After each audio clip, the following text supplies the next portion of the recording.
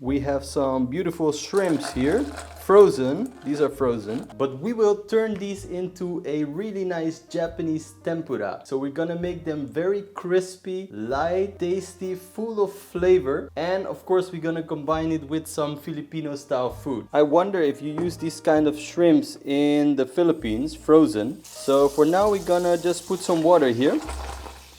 Of course you can also use a fresh shrimp for this one. I'll just leave it for a bit.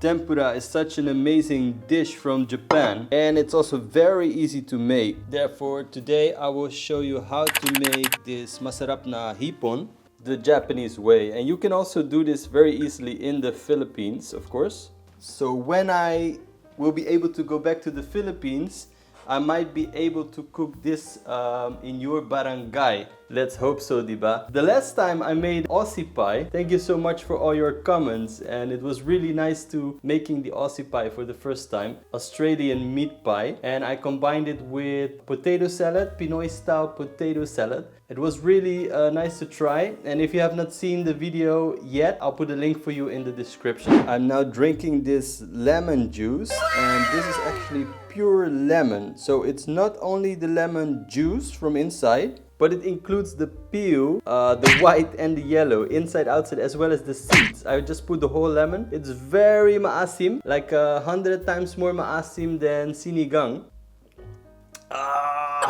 But I think it has a lot of vitamin C, so I drink it just to stay strong, you know. So the way I prepare the shrimps usually for tempura is just I take off the ice and then put them on a chopping board. Then I take the sharp Japanese knife and just take the shrimp like this, and then carefully make some cuts on the inside, okay?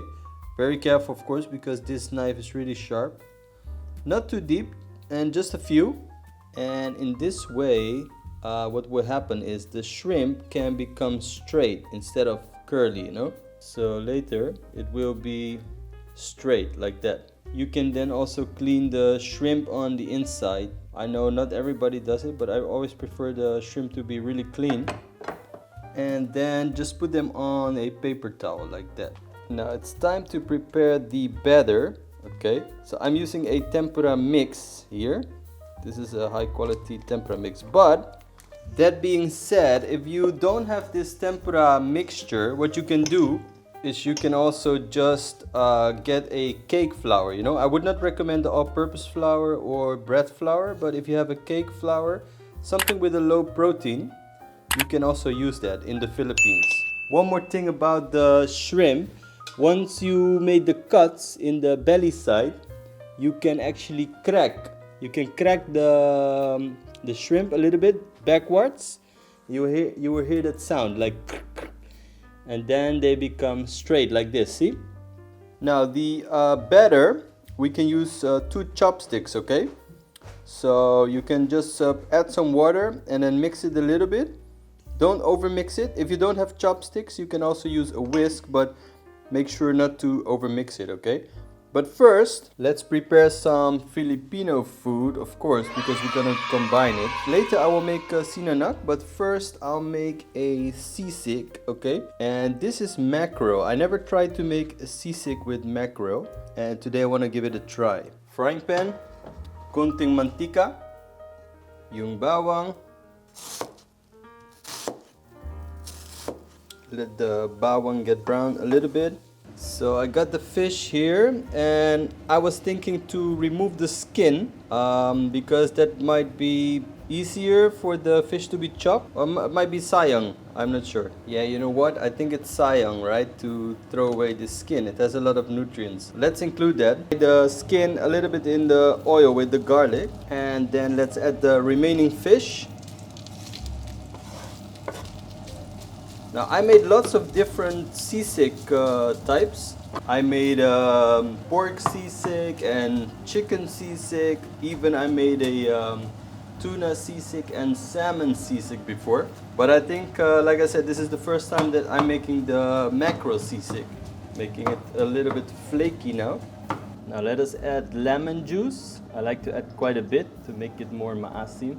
Sisig is so easy to make, so we're almost finished with this one. And then it's time to fry our tempura shrimps. Hopefully sometime soon, again, I can go to a Filipino restaurant because they're almost gonna open. So I might try one in the coming weeks or so and make a nice vlog there.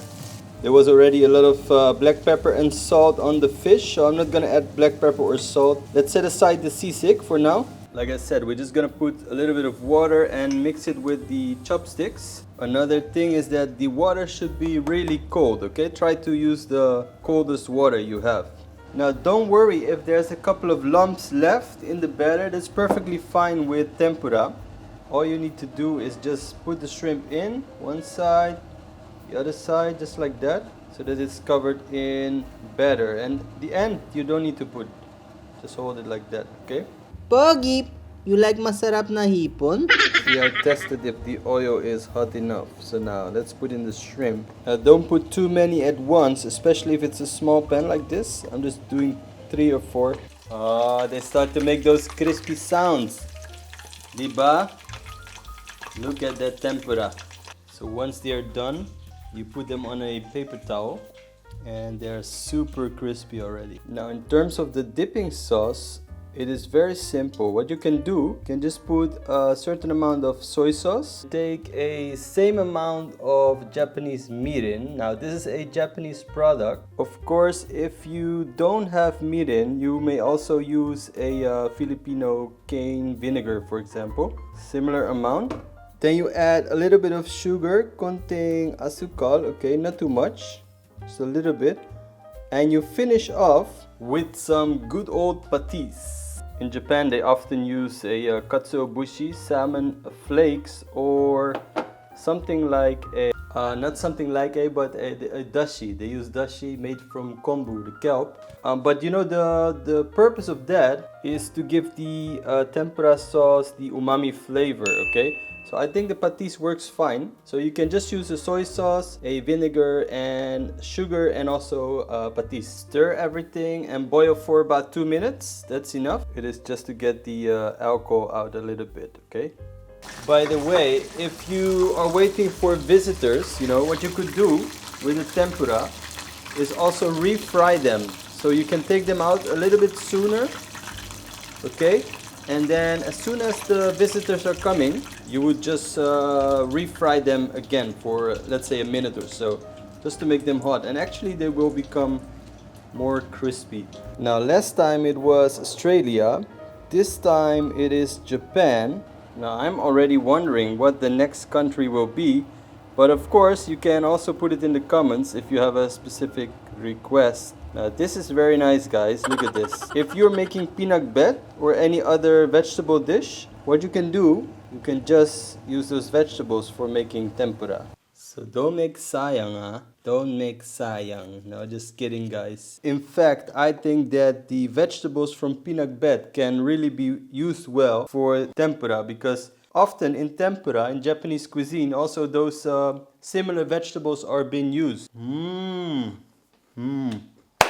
Very good. So I made a delicious sinanak. Certainly became a delicious meal. Sinanak with the tempura spinach and tempura shrimp, as well as some delicious mackerel sisig. Ang bango talaga. There we go. The mackerel sisig is a must try. It's maanghang, but it's very masarap. I think the combination is really good with Japanese tempura. And so I hope you like this episode. Maraming salamat po. And I'll see you next time with more Filipino food.